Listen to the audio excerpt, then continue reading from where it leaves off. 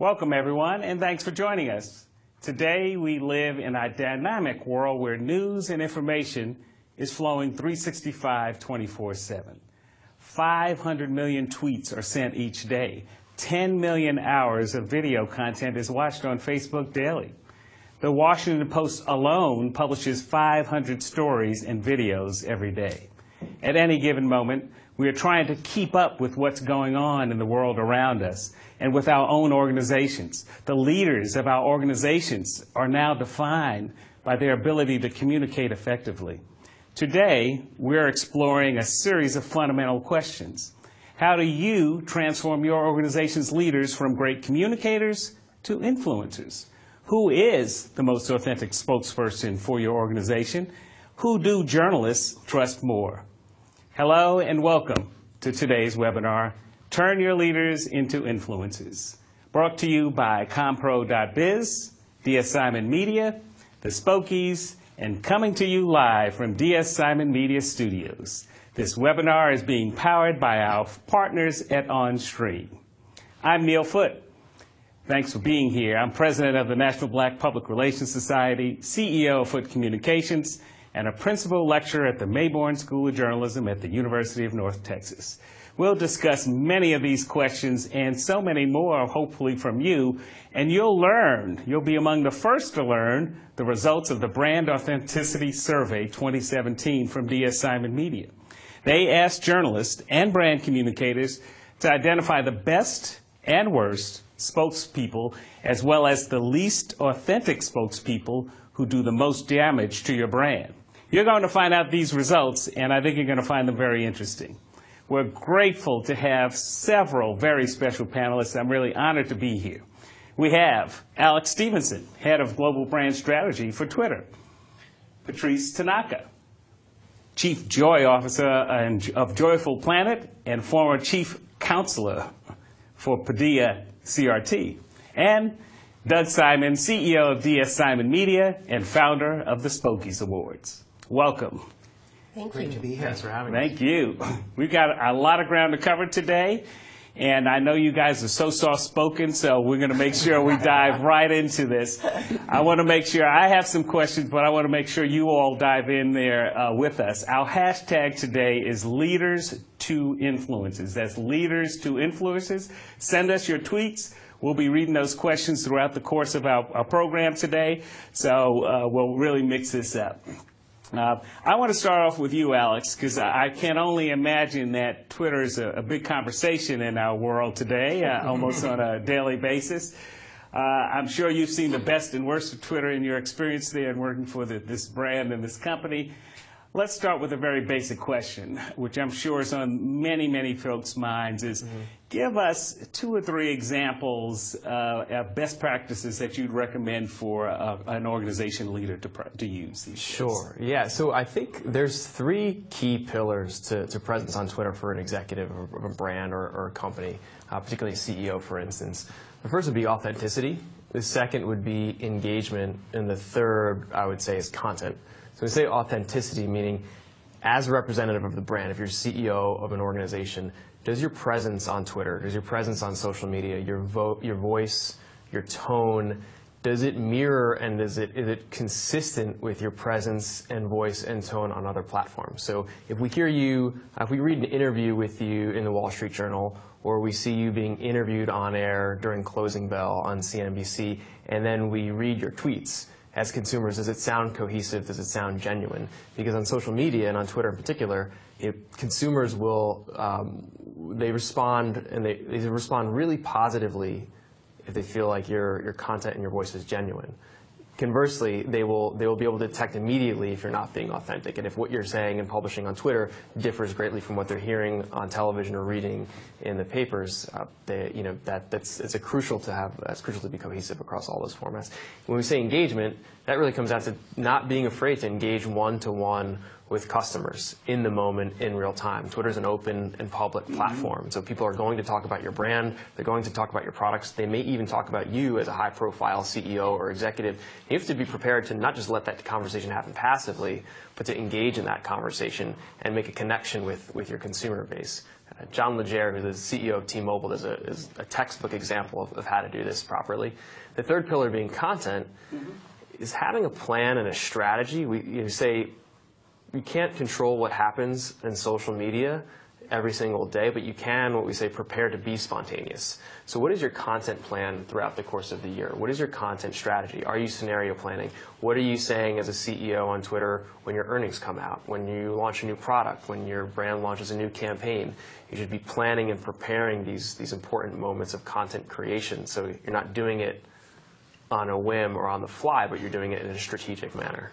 Those are great points, and I think we're going to come back to some of those because I think they really point to some other specific kind of tactics along the way. You know, Patrice, you work with corporations and leaders all the time on trying to get them to be effective as spokespeople and communicators, and now we've got all this social media and everything else. How do you manage them in understanding the balance of communicating and being influential?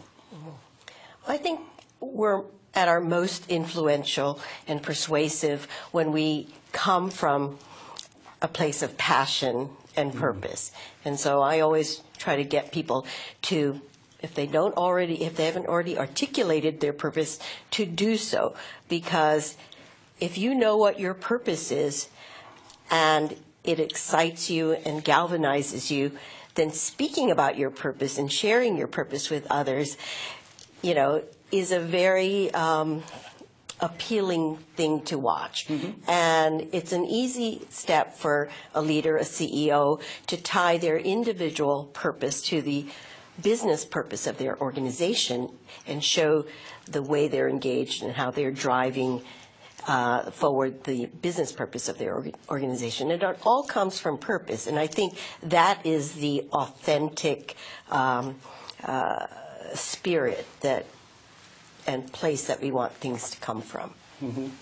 And Doug, this notion of becoming influential, you know, how has this evolved, and why is it important for leaders to be influential? Why can't they just read the script that good spokespeople provide them?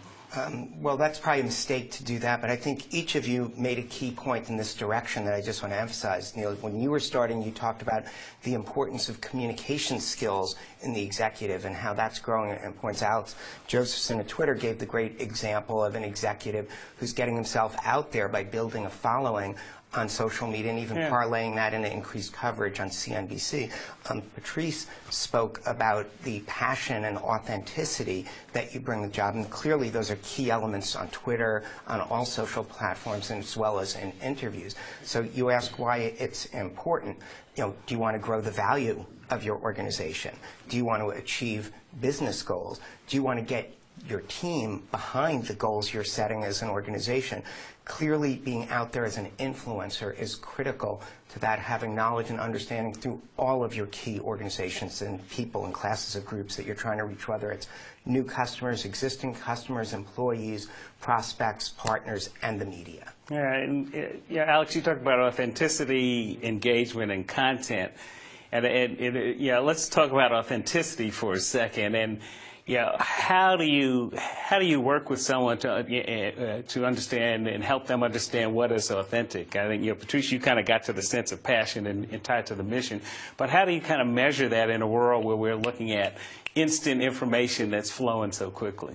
Well, it truly has to come from a place of strategy, right? If you're a CEO who is not vocal on Twitter, is not vocal on social media, and you only pipe up or have something to say when unexpected events happen, it doesn't really feel authentic, right? But if you're somebody who's consistently engaging the public and engaging the marketplace, then you sort of have a right to, you have a right to communicate more frequently, and people they expect to hear from you. Yeah. And so I think that's the first step: is are you just speaking when your PR department is saying, hey, we actually need you to get out on Twitter today and talk about this thing? Or are you out there every day, or at least throughout the course of every week, building that presence, building that familiarity, so when you do have something of importance to say, people are accustomed to you using that platform to say it. I think that's like really the first most basic step. Yeah, which is kind of, Patrice, you talked about kind of understanding the mission, and we've all worked with folks who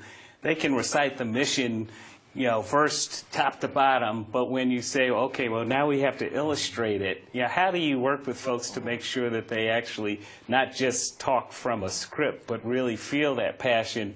Because I think you're right. If without passion, there's no influence. But how do you get them to go beyond just reading the script? And it is a little work to think through the questions that will lead you to your individual purpose, and if you're an organization, the purpose of your organization. Because whether you're an individual or an organization, you need to have a purpose, a reason for being, and a way that you contribute to the world, and the way that you're of service to other people on our planet.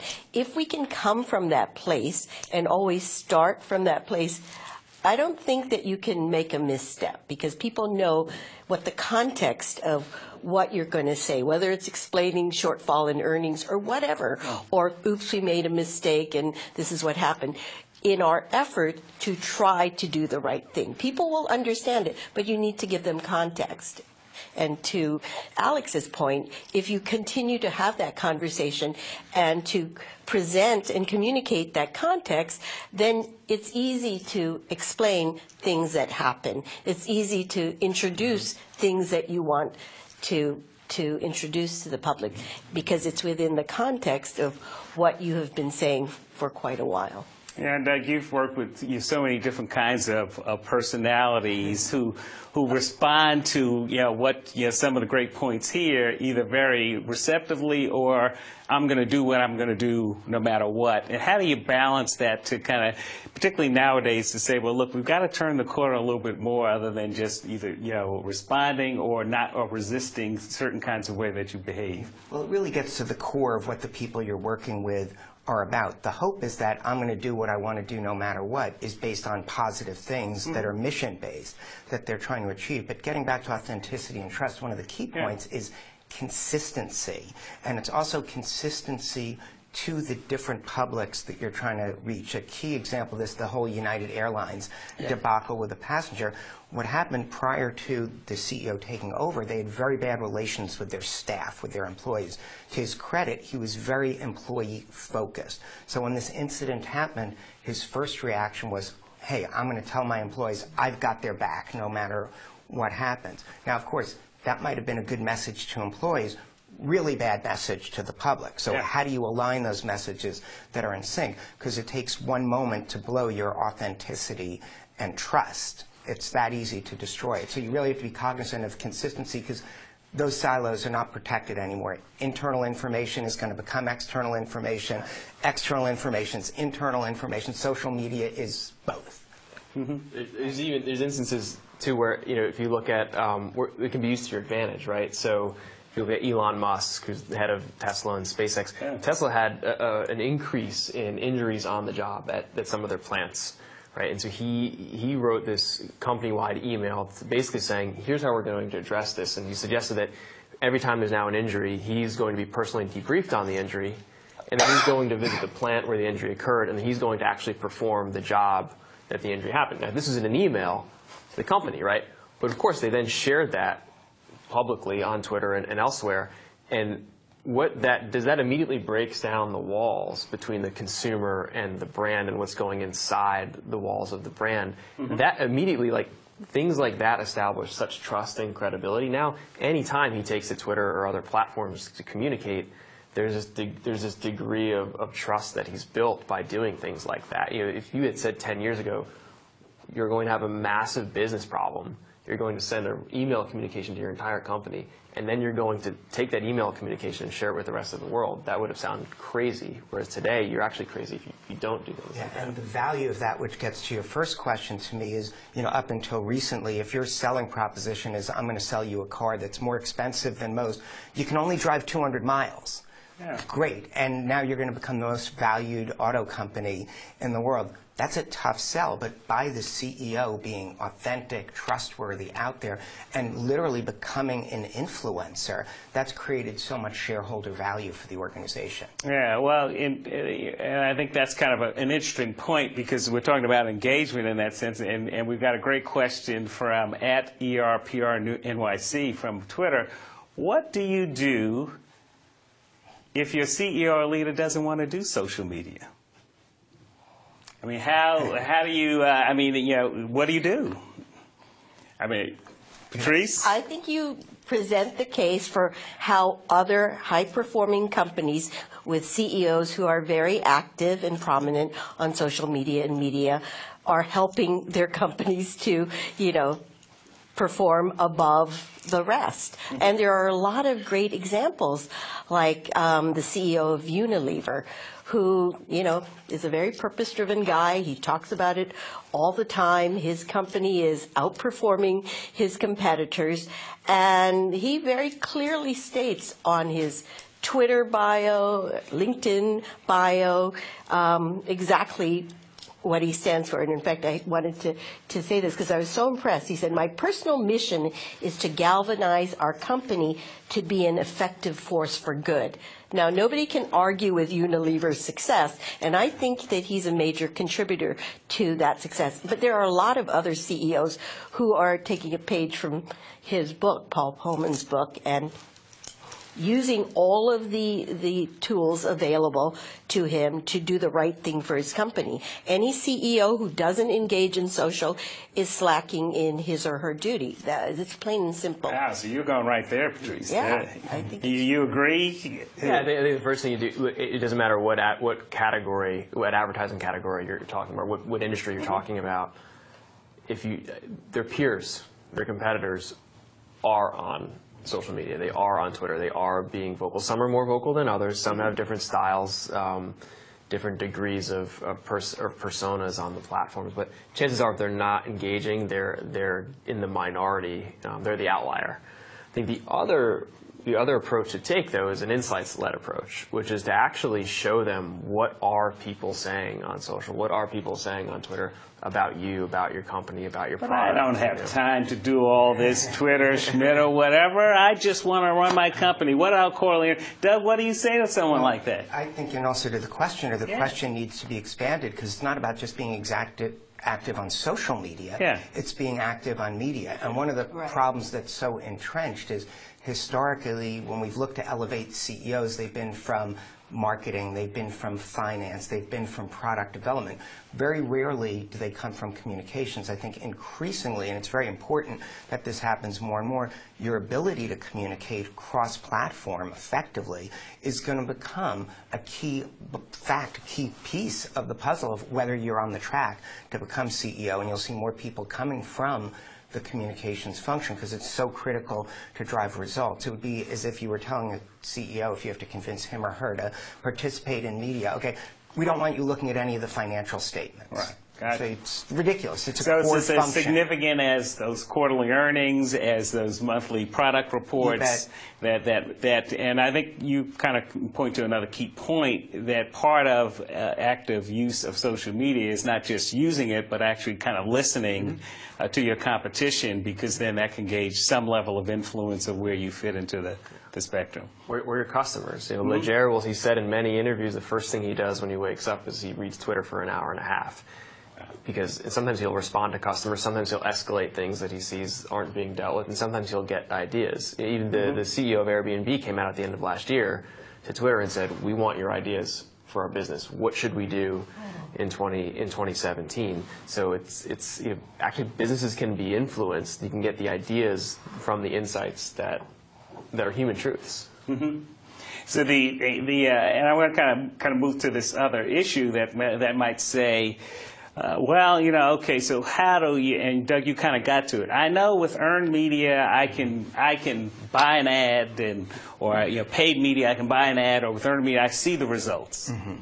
With social media, I'm not sure how that translates to influence. And so walk us through kind of how you balance those two senses of earned media and social media to become influential. Well, I think they feed each other. When we've done projects, we found that the best responses on social media, whether it's paid or unpaid, are to content from earned media. So, for example, campaigns we've done for the Insurance Information Institute, we did a comparison of two videos side by side. One was a simple, clean produced video of the executive talking about these issues of protecting yourself in case there's a major storm or major natural disaster.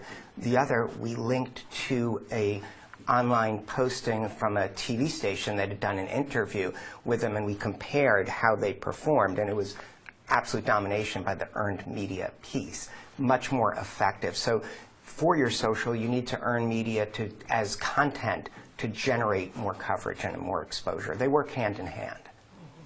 Yeah, well, one of the kind of mistakes I hear my clients sometimes tell me is they come to me because they want social media. Neil, what can you do for me to social media? Because I got to increase my value. And Patrice, it sounds like we can't just abandon earned media in what we do, but there's some folks who believe, oh, social's going to answer that everything for me. Is that true? I mean, I think Doug is right. You know, it's a constellation of all of these different channels that are available to us. And traditional media is still very powerful, and it can be leveraged via social media so that millions more people, you know, are reading that story that happened in the New York Times or the Boston Globe. So we really have to, you know, leverage all of the possible communications channels that we have available. Yeah, so Alex, I mean, you probably know who who the individuals are with the largest Twitter followers, and you know, on the extreme of those CEOs who may not want to use social media, there will be the others that say, well, how can I get that many followers? I want to, you know, why am I only lagging? Why did I only get 2 new followers today? You know, because I know my competitor has this many and I need to get that many. Alex, what can you do for me? Yeah, well, I mean, where do you begin? So, consistency is key, though, right? Like, you really do need a content strategy. And if you're coming in every day thinking, what am I going to tweet about today? What am I going to post or publish today? That's your first mistake. So you should not be thinking of Twitter or other social platforms as this sort of add-on, right? You should be thinking of them as equal components to your overall marketing and communication strategy. So there should be a plan in place with your PR department, with your media department, with your marketing department, and with whoever's driving your social strategy. That should be a convergent plan. Mm-hmm. And Twitter or other platforms are an integral part of that plan, but they're integrated. And what you're doing there should be an expression and a mirror of what you're doing on all of these other platforms, and you should be doing it consistently. So people will follow you if they see that you're going to deliver consistent content or points of view or value or utility to them. And that's first and foremost. Secondly, showing people that you'll engage with them. If you're retweeting consumers who are showing loyalty on Twitter for your brand or for your products, that's a signal to their followers that, hey, this is somebody who, if I engage with that, it's what we call a digital autograph, right? So if you're a CEO and you have 500,000 followers and you retweet a customer because they just bought a pair of your shoes or they bought your latest television set, that's a digital autograph. You're putting them on stage and on a spotlight, and you're sending a signal to other consumers that, hey, this is a worthwhile follow because this is somebody who's going to engage with us as customers. And listen, folks, I don't want to ask all the questions, so please, hashtag leaders to influence, leaders to influencers, leaders to influencers. Send your questions in, or we'll take them. You know, the conversation's going great here, which, you know, Alex, you make a good point. I was just having this conversation with a client the other day, and I was saying, well, you know, for your social media strategy, we've got to map this out. And they were like, what are you talking about, map this out? You know, because if it's going to go viral, right, it just has to happen, right? I mean, which, yeah, Patrice, it's the kind of same thing we would talk to folks on our earned media strategy, right? It just, you know, we just can't call up to the New York Times today and say, hey, run a story on my guy, right? It takes, I mean, so how do you balance some of that expectation? Because I think that there's a lot of expectation that if we're going to engage social media to derive influence, that suddenly, now that I do it and I'm following all of Alex's steps, Why is it happening? How do I get them to kind of build a plan? I think that, you know, the argument is for everything else we do in business, we have a plan and we execute that plan according to a timeline and within the budget that's been allocated. You wouldn't, that's the same approach that you would apply to your communications effort. So it can't just be, you know, shoot from the hip and whatever happens that day, we're just going to roll with it. It's a very unconscious and not optimal way to operate. And I think that, you know, to me, it's a pretty simple argument that CEOs have to get on board with. We have a plan for this, as does every other department. So it sounds like you need a communication strategy that includes all these elements, Doug, right? You do, but one of the big challenges that I think we're bringing to light is the way digital media is handled at organizations, and this is a huge opportunity for the in-house PR function, for the PR agencies, and we experience ourselves as we're brought on as specialists to expand television coverage and online. Frequently, when we ask about digital and social and online, well, we have a separate group that handles it, so there's a disconnect between the groups trying to generate the earned media strategy, which is also the content that's most likely to go viral, maybe small v viral, if you will, because it's already proven if it's of interest to journalists and the public, there would be pickup on social media. So what you've got is PR agency might come up with a great strategy to earn media, yet a different team is handling the social. They may have a completely different priority that week when there's a story available. So sometimes it's after the fact, like, hey, we're getting the New York Times to do it. Can you push that out? Instead of being part of this coherent strategy that Alex is laying out so well. So we've got another question coming in here that goes to this question of how can leaders tell their story in all forms of media that really, you know, does influence really mean volume of social media engagement, or is it? I mean, how do we measure this kind of flow? Because I can hear any one of my clients saying, well, you know, you told me to tweet, so, you know, we worked out this great plan, Doug, that, you know, 5 times a day, every other hour on the hour, so how come that's not, you know, how do we measure that? I mean, and what's the value that quite honestly for a CEO or senior leader, they're going to look for that ROI somehow? This may sound obvious, but the first step is really identifying what does ROI mean in this instance. What are your objectives? What are your goals? Why are you tweeting in the first place, right? So do you want to change perception? There's ways to measure that. Do you want to grow share of conversation around certain topics with respect to other CEOs of other companies who you compete against? Do you want to go a step further, and when it comes to like paid advertising, right? And many CEOs, if they have a sort of successful organic tweet, they'll put some media behind that tweet to make sure it's broadcast to a broader audience. And how are you measuring the effectiveness of that? Is it increasing brand favorability? Is it increasing awareness? So there's all sorts of metrics that you can measure and tie back to why you sent that tweet. But when it comes down to it, it's not just that one tweet you sent on Tuesday. It's what are you doing holistically throughout the year that's going to move the needle across any of those? It's like good old-fashioned marketing metrics, huh? Sure. It's not, you would never buy the one print ad and say, like, oh, I bought a print ad last Wednesday, so, like, I'm good for the next 6 months, right? Like, well, yeah, I used to sell newspaper ads, and I'd get that in response. Yeah, I took an ad out, and no one came in, right? It's the same difference, right? Yeah. We've got to do it sustained, and so that's why, you know, even in the newspaper, it's like a 7 or a 12 or 24 time to get that frequency. Sure. But I think you guys, it's consistent and it's quality and it's tied to a purpose so that everyone understands what you're doing. We have another question from Twitter at Miss Varniak. How many CEOs write their own tweets versus their team? So the ones who are doing it right are writing their own tweets. Yeah, and whether you believe it or not, your followers, your users, journalists covering your industry, they can tell. It's very apparent, and all someone has to do is look at maybe tweets you've written in the past versus tweets you're writing today, and they can detect the difference in tone.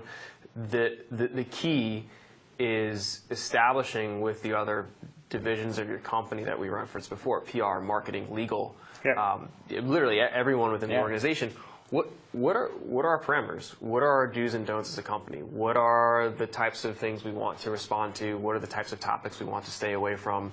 And that should be consistent across all of those divisions, all of those platforms. And if you can establish those parameters, then as an executive, you can comfortably be yourself when you're publishing content, when you're talking about something, when you're on the commute and you decide to respond to a customer, you decide to weigh in on a political topic, for instance, right? And so that's the key, is what are the rules of the road that you and your organization have agreed upon? Yeah. And then from within there, you should then operate more loosely, more organically, and not mechanically.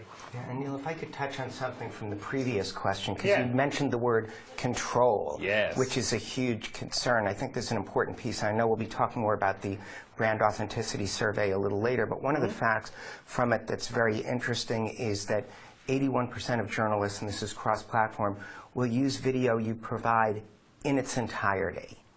So when it comes to control, if you're creating video content with your exec, and that's the content you're pushing out on social media, not only will it help you earn more media, but there's a significant opportunity for it to be used as is. So that also gives you the control of the message while you can be seeming authentic and expanding your reach at the same time. Yeah, well, no, you kind of an interesting point here, because we're talking about authenticity is at the heart of influence, right? And there has to be this juggle, as you say, Alex. Someone has to set the rules, because that's going to help our leaders, our organizational leaders, kind of understand what we're trying to accomplish here, if they don't have that vision.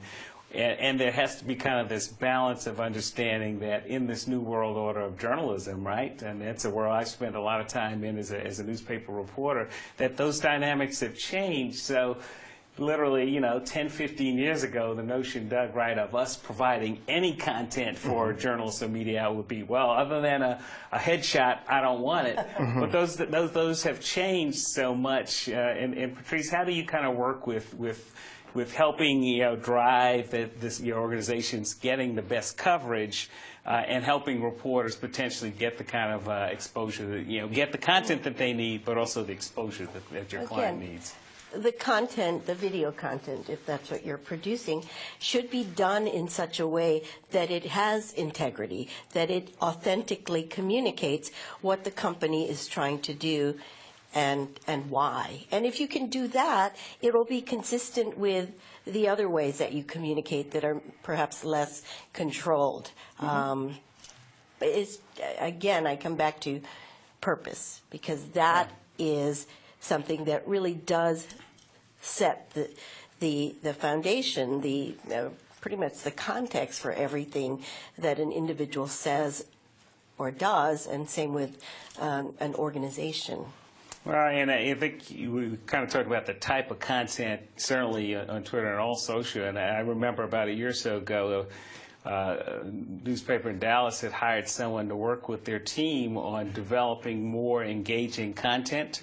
And videos and pictures was kind of what he was trying to get his reporters to understand. But I think what we're saying here is also for our organizational leaders, they have to understand how this can be very, very important as well. And Alex, are there some suggestions along those lines? How do I manage my video and photo content to drive some of that engagement? Yeah, so the most common mistake is thinking about what we call the above-the-line assets as a marketing organization, right? So your TV spot, your out-of-home, your print, and then you produce those, and then you realize, oh, right, there's like all these other platforms and mediums and formats that I have to worry about. Now I'm trying to retrofit these like traditional media assets into these very non-traditional platforms. And so thinking about the non-traditional platforms from the outset is really what makes life easier and ensures you have effective content for a platform like Twitter or other platforms.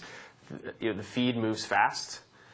There's a war for attention right now. Your share of attention is really hard to get. And so having content that can stop the feed, can stop the thumb from scrolling is very, very important. And sometimes that's text, but sometimes that's image or video. And so even just looking at Twitter as an example, we've gone from just text to image to video to live video. Right. And now you can go live from the palm of your hand with zero production equipment, and that that really empowers you as a brand spokesperson to produce more dynamic storytelling, more engaging storytelling and content with ease, with relative ease, low cost. Yeah, let me take another question from Twitter here, @SarahFunPR. What are some tips for leaders on social in crisis scenarios? Hashtag Uber, hashtag United. Because, this ends up being the back end, right? Because we will sit down with our leaders and they'll say, I'm not going there. So what's some advice on how we kind of manage this? Sure, and the key piece is what happens before the crisis hits. A question earlier about why is it important, how do I convince my CEO to get on social media and be more active? It's like, guess what, you're going to need it if there's a crisis, even though the crisis may not be your fault. It could be put upon you. If you don't have that goodwill just with traditional media, if you don't have an open channel of communication, when you need them, you've already built up this authenticity and trust. Very difficult to go from zero to suddenly, oh great, now we're going to trust everything they say just because they put it out on social media. So it's really about the preparation building up when a crisis hits. I think if you can reconcile these two things, speed and thoughtfulness. So you've got to try and be as thoughtful as possible, as fast as possible. And even if it's, hey, we saw this happen, we're looking into it, we're going to keep you updated, we're getting our team, we'll be back with you as soon as we can. Sometimes that can help just to give a moment that you're acknowledging it and that you're working on it to try and figure out what happened before it just takes off to a whole other level. Yeah, Patrice, I mean, is that kind of part of now a crisis comm plan now, that has to be built into it somehow? Yes, absolutely. But even before that, I really do think that you as an organization, as a business, have to stand for something. And that has to be clear to your internal and external audiences. And that is what you can always come back to. And when you're having to deal with a crisis, you need to go back to, we're in business to make, to improve the lives of our customers or to serve these populations, whatever. You have something to come back to that is a touchstone, which gives you more believability than deer in the headlights, uh-oh. Yeah, well, I've been impressed on those organizations that have actually used social media as a good tool, and I've seen it particularly in the last year or so of law enforcement agencies actually using it as a way to keep the media and the public informed, to say, hey, look, we're busy doing this scene, we're busy investigating this incident. And I've seen even some companies saying, well, look, we're trying to figure out this information, but every half hour on the hour, we're going to give you updates to what's going on. Is that a good strategy? Yeah, people want transparency. They want to know you're trying to get out in front of the problem. You're not hiding under your desk hoping that people stop talking about it. And social media is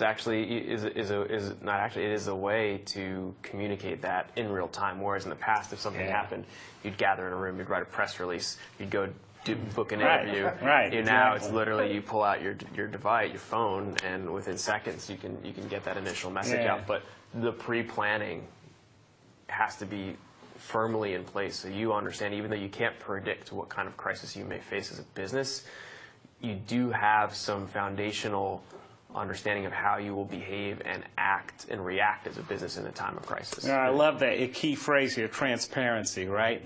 Because the reality is that is our organization leaders, as influencers as we want them to be, we know that potentially the folks who work for them will be quick to share whatever they want to, potentially faster than our organizational leaders. So having that almost reflex action of anticipating what's going to go out there, I think gauges a lot of influence. Yeah, well, the transparency point is key, and that's one of the challenges with focusing on outside influencers for your influencer marketing campaign, because almost by definition it's not transparent. The FTC is actually cracking down to make sure there is proper disclosure across all platforms. But if you compare that and what can go wrong, the outside influencer clearly doesn't have the knowledge of the organization that the CEO does. They don't necessarily have the passion for the mission that Patrice talks about. There's a lot that can go wrong. Whereas if communicators are putting that efforts into getting your CEOs, your leaders, and even some mid-level, junior-level employees who are appropriate to what the situation is. Might be someone who helped come up with an idea that then transformed a change.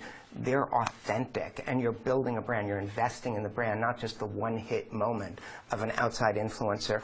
There are still ways to reach their audience, for instance, using these outside influencers as media instead of brand rep. Let them have a conversation with your CEO and get that out to reach their audience, but carefully placing them not as your rep, but as someone independent who's interested in the content. Yeah, that's a great point. We've got another question from Twitter. Patrice, did you want to add to that? No, I thought that was very well said. Yeah. From @FayS, is an influencer automatically considered a subject matter expert? How does the audience cut through the confusion? Alex? Sure. I'll You were forming a word, yeah. So So I could compliment her. I owe her a few. I think the audience knows right away, right? Whether you're trying to pull the wool over their eyes or if you're authentic. So if an influencer is known, there are let's say there are people on Twitter who are influential because they're fashion designers, right? And this fashion, so people know, oh, well, this person is an expert in fashion, and here I see something they produced with this certain product, or better yet, makeup artists. Right? They're makeup artists with tens of thousands of followers. Yeah. For no other reason other than they're esteemed makeup artists. And so if someone sees makeup work that they're doing using a certain product, that suddenly feels a little bit more real, right? If they're in the studio, hey, check out this makeup job I just did using XYZ product. Yeah. That feels, yes, I get, and to your point, you have to disclose that this is right. But you get that. Okay, well, at least like this is a real. They're actually using this, and I'm seeing them use it in what appears to be their day to day. But if you just show up and say, I'm an influencer who has no expertise in makeup or beauty and use this product, you have to just be really careful on what are you saying. Well, you've even seen some influencers go so far as to say, I am working on a project with brand X, and here's this fun video that we created today, and people say, got it, okay. Yeah, Patrice, is that something organizations should look at developing in addition to the organizational leaders? Should they create these experts? I mean, what's your thinking on that? Well, I like what Doug said earlier about using influencers like Michelle Phan, for example, who's, followed by a lot of people on social because of her makeup artistry. Yeah. And using them for as additional media sources. I mean, I know she does. She is a spokesperson, and she receives sponsorship from different makeup brands. But before she started doing that, there was a lot of integrity in who she was and what she was doing, and so a lot of credibility in herself, which conferred to the brands that she was using. So it's, I think you have to do things carefully and thoughtfully. I think if it's anything to do with the company itself, the business of the company, the workplace, that should be communicated by company executives. Yeah, well, I think that's a great point, because I think there's some confusion once again on how social media and the mystique of social media, that you need to have someone with such a celebrity wave of pull and engagement that will transcend the influence, as opposed to having, I think what you guys have said, authenticity, and that sense of, I know what I'm talking about, and the title associated with that person brings credibility right away, whether that's in earned media or social media. We have another question from Twitter. At Sarah D. How do you successfully align your CEO's authenticity with your company's voice? Well, I think that's a key part of the hiring process, because why would you want a CEO who's not aligned with what your company is about? If you're bringing a CEO on who's not aligned, clearly that might be that you're designing to change what the company voice is about to become more aligned with what the CEO has to offer. So, you're in trouble. If those two things are in conflict, that's going to be a major problem for your organization, whether it's social media, earned media, and all the other things. The whole thing will be problematic.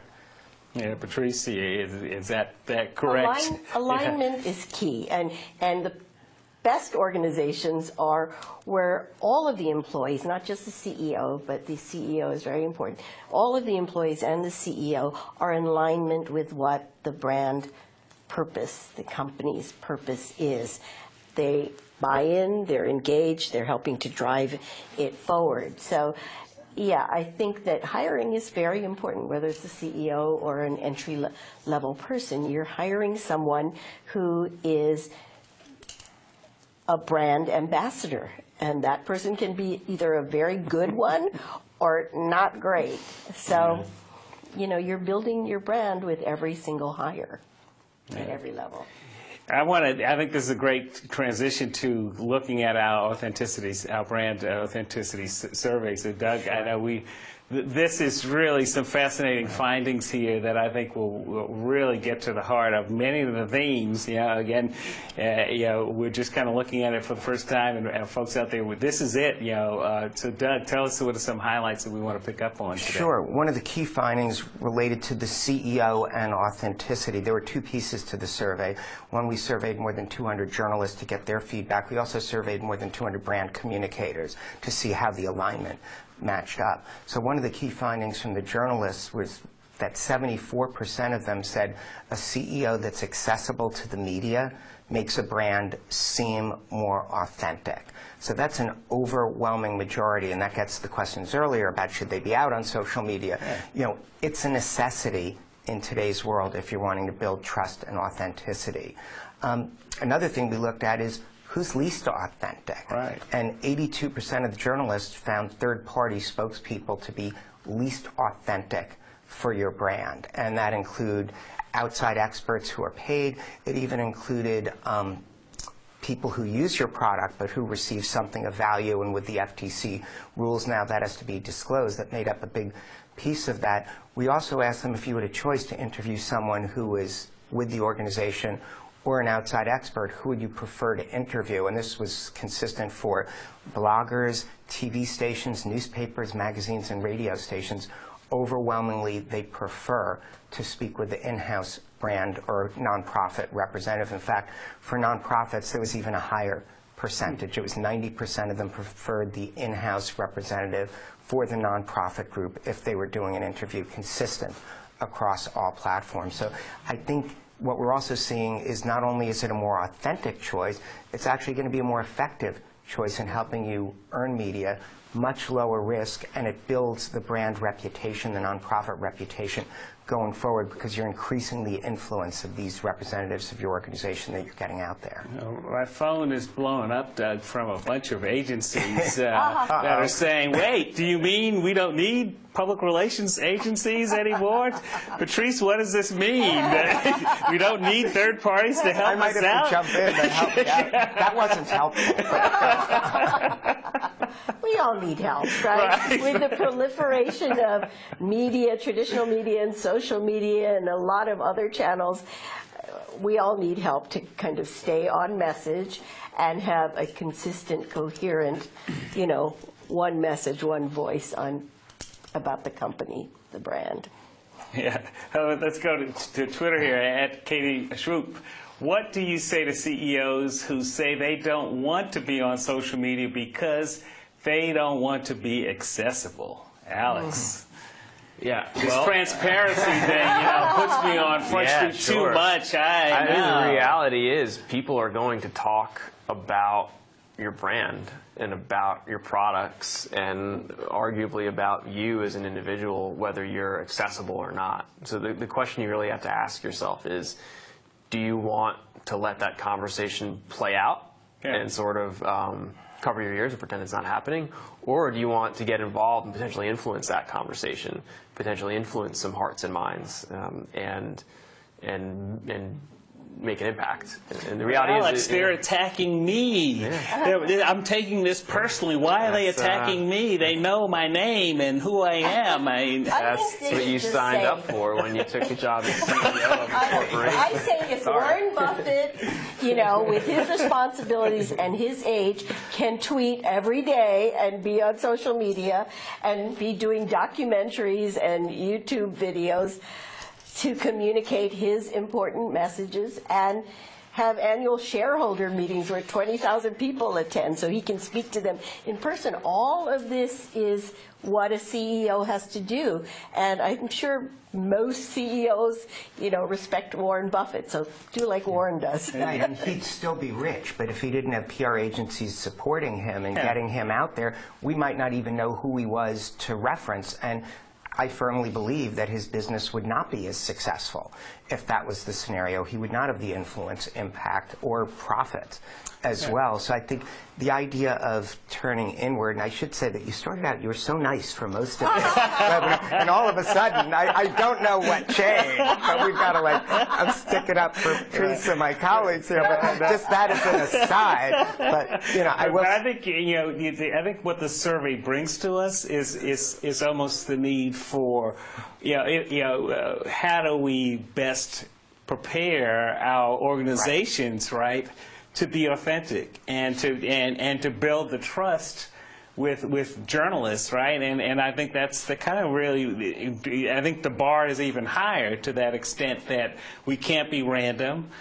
Because we are transparent, we have to be very on task and very intentional, and then we have to understand what the mission is and what we're doing. So I think the survey really is kind of telling in that sense that says, we as kind of an industry, whether it's public relations and communication spokespersons, kind of have to think very carefully now, because it's a lot more complicated. It's a lot more complicated than sending out the release and calling up the reporter and just saying, hey, run a story.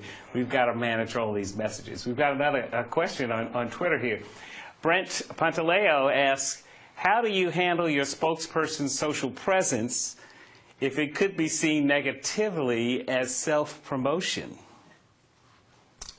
I think that gets to content, and that's something that Alex was talking about earlier, and Patrice was talking about. If your content is your passion, if your content is relevant information for the audiences you're communicating with, you'll be seen well. And just forgive me for one self-promotion moment. If anyone wants a copy of the survey, they can just shoot me an email after this, and we'll get that out to them. But I think, the content is king, is a key part of it. It's your voice. It's what you're about. It's what you're sharing. And if you're educating and providing helpful information, despite the occasional self-serving plug like I just gave, hopefully people will respect where you're coming from and know it's coming from a place of passion. Yeah. Yeah. And I like the mix of personal and professional, and people being, and commenting, in both realms. Another CEO I admire is the CEO of Deloitte, Punjit Rajin, whose Twitter bio says something like proponent of purpose and cricket enthusiast, which, and his tweets are, a mix of, great things that he's learned, things about his company, things that have inspired him, and who won the cricket match kind of thing, so it's like, I think it's a lovely mix of information that tells us as much about him as what his company is focused on. Anything to add, Alex? Being honest is just the key. I don't think it's actually rocket science. And again, if people read something from you, say on Twitter, and then they go check out your timeline and your profile, and they see what you said yesterday or the week before, if there's cohesion and consistency to that, then you have credibility. If what they're reading is completely foreign and different from maybe the cricket match that you tweeted about last week, and it just doesn't feel like it's coming from the same person, that's where distrust can set in. Yeah, and I think that's a great point, which again plays off this sense of authenticity and person, right? We are all people. That this is just isn't automatic information that's being pushed out. That there are real people behind this, and the real messages that I think help with influence as well. Because for that CEO, for all the cricket lovers in the world, they feel like they have a connection to him in some way, right? And I think that's where your internal team can really be critical. It's like, let's get the message out about the company and what we're doing, but let's let them see you as real people, because that engenders support not only from your employees, but also those. We've got another question from Twitter. Debbie 1. Thoughts for those of us working in niche B2B and or highly technical spaces? ROI could be tough. I guess I'll jump in there. There are different tools that influence, and a lot of it depends on the goals that you have for your communications program. Is it to turn your leaders and experts into influencers? Is it to create awareness of campaigns and initiatives that you're doing? Is it to win the battle for attention at trade shows? But there's one specific goal that a lot of people in the B2B space is that you want to create opportunities to work one-on-one with KOLs, with prospects, with potential partners, and media. So one thing that we've worked with that's worked very effectively for that is the idea of an influencer video series, where your organization is actually reaching out to other experts on these topics of import to you and having conversations with them and sharing them on social media. And what you'll find is people you want who would never say yes to, hey, we want to come to you and show you what our product offering is, they'll be delighted that you want to meet with them at the highest level to hear what they're saying on this topic of import that matches your expertise. And it also can set up a very casual, comfortable relationship. Very effective tool at trade shows to do. Yeah, well, and we face this sense of ROI and earned media as well, right, Patrice? I mean, so is this anything new about getting to ROI for our organizational leaders, whatever the industry? Most of my career, I've worked in brand PR, so we always like to measure our effectiveness against, did we help to increase sales? Did we help to successfully launch a new product such that within 18 months it was #1 in its category? So we took kind of a broader view, and I always like that because that speaks to the CEO usually. You know, we can see. In fact, one of our clients once said, the work that you did for us is proof positive that PR can drive brand. And he was the EVP marketing at Godiva, which at the time was owned by Campbell's. Yeah, so I love that. Yeah, I would even go a step further. Driving brand, yes, I think like that's where newer social can drive disproportionate brand. Right, you can get a bigger bang for your buck, but it also can drive sales. So we see on Twitter, like across, holistically, when people are exposed to the right content from a brand, when they engage with that content, we see lifts across the board, not just from recall or favorability or sentiment, but even to things like purchase intent, or even directly to like offline sales impact. So what you're doing really is moving the needle in your stores or when it comes to the cash register, if you're strategic about what you're doing and you're consistent with it. Great. And this has been an unbelievable conversation. We've covered so many great areas: authenticity, engagement, content, consistency, transparency. And one of the ways to celebrate, right, Doug, our best spokespersons is the SPOKEies Awards. You're the founder of the SPOKEies Awards. Tell us about this great new award. Sure. I'm sitting here with 3 of the esteemed 40 judges that we've assembled to judge on that. So just want to be full disclosure up front about that. Thanks for We're really excited, and it started, to Patrice's point, just about the passion that I saw so many brands doing damage with these outside influencers and problems, and not doing enough to recognize the role of the trustworthy, authentic spokespeople they had within their own systems and using that to build their brand. And, I looked out there and I actually didn't see anything that was recognizing them. And it's so fundamentally important. And I think, one of the great opportunities for those of you at PR agencies who are practicing or in-house is if you're getting your boss or your client out there on television, out there in the media, there's a measurable value that just goes beyond the audience reach. That content can be repurposed for internal communications. We've seen it repurposed for VC presentations. We've seen it for sales meeting. A fashion brand that was struggling through a difficult time and had changed its designer, had a meeting with a major client, and they basically had very little to say. They'd had the new designer on board, but they didn't have the new line coming out for months. So instead, getting them on TV to talk about this client's store, as well as what was going to be in the new line, when they went to the media, instead of just begging, please don't cancel us, they were able to say, oh, we just had this interview yesterday, take a look. It was on CBS in Tampa. Changed the whole dynamic of the conversation. They were able to keep the account, and now they've been able to have time to do the turnaround for the company, and they're doing great. Yeah, so Patrice, spokespeople at any organization, whether it's a for-profit or a non-profit, play a big role, don't they? They absolutely do. And we always used to sigh, a big sigh of relief when we realized that the CEO was someone who is articulate, engaging, warm personally, as well as knew their stuff. You know, it's like, oh my God. Thank God, you know, half our work is done, and they're not afraid to talk to the media or to be engaged in social media. I mean, that really is a gift, and I think the SPOKEies is a great way to recognize those CEOs that set the bar for how CEOs today really must embrace being the key spokesperson for their companies, for their organizations. I mean, any CEO who says, I don't want to talk to the media, I don't want to engage in social media, I don't know how fit for duty that person really is. And I think their board should consider that when in hiring, because it's no longer optional to not be a good spokesperson. Yeah, and I think, Alex, you've kind of made a key point here that you know, the brand you represent, Twitter, is among many of the tools that any influential corporation or organizational leader needs to understand how best to use. Yeah, absolutely. We are so empathetic to marketers today because you have so many platforms, so many publishers, so many outlets, cable, et cetera. There's so many platforms and mediums that you have to have an understanding on, which again speaks to the importance of agencies as partners in parts of your business.